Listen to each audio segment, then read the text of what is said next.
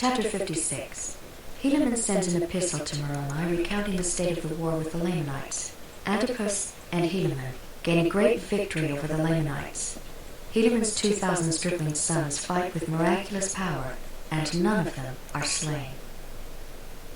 And now it came to pass in the commencement of the 30th year of the reign of the judges, on the 2nd day in the 1st month, Moroni received an epistle from Helaman, stating the affairs of the people in that quarter of the land.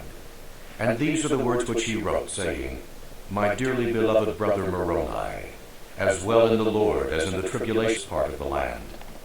Behold, 2,000 of the sons of those men whom Ammon brought down out of the land of Nephi. Now ye have known that these were descendants of Laman, who was the eldest son of our father Lehi. Now I need not rehearse unto you concerning their traditions or their concerning all these things.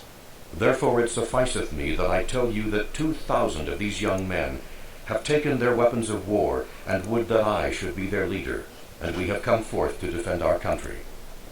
And now ye also know concerning the covenant which their fathers made, that they would not take up their weapons of war against their brethren to shed blood. But in the 26th year, when they saw our afflictions and our tribulations for them, they were about to break the covenant which they had made, and take up their weapons of war in our defense. But I would not suffer them that they should break this covenant which they had made, supposing that God would strengthen us, insomuch that we should not suffer more because of the fulfilling the oath which they had taken. But behold, here is one thing in which we may have great joy. For behold, in the 26th year, I, Helaman, did march at land, and I did join my 2,000 sons, for they are worthy to be called sons, to the army of Antipus, in which strength Antipus did rejoice exceedingly. For behold, his army had been reduced by the Lamanites, because their forces had slain of, for which cause we have to mourn. Nevertheless, we may console ourselves in this point, that they have died in the cause of their country and of their God, yea, and they are happy.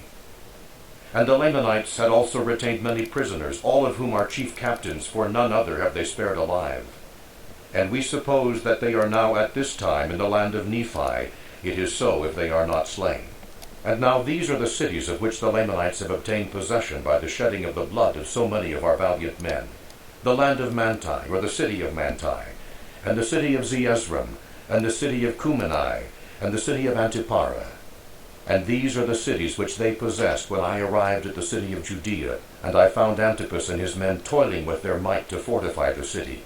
Yea, and they were depressed in body as well as in spirit, for they had fought valiantly by day, and toiled by night to maintain their cities, and thus they had suffered great afflictions of every kind. But this little force which I brought with me, yea, those sons of mine, gave them great hopes and much joy.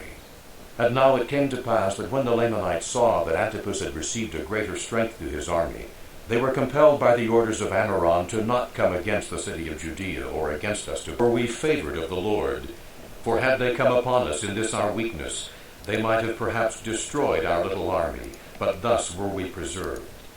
They were commanded by Ammoron to maintain those cities which they had taken.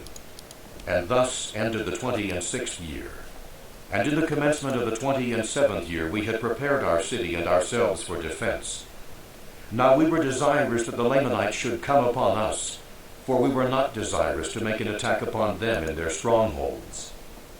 And it came to pass that we kept spies out round about, to watch the movements of the Lamanites, that they might not pass us by night nor by day, to make an attack upon our other cities which were on the northward.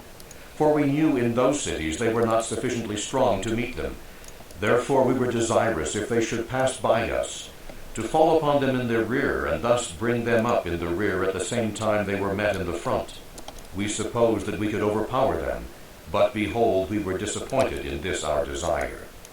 They durst not pass by us with their whole army, neither durst they with a part, lest they should not be sufficiently strong, and they should fall. Neither durst they march down against the city of Zarahemla, neither durst they cross the head of Sidon over to the city of Nephihah.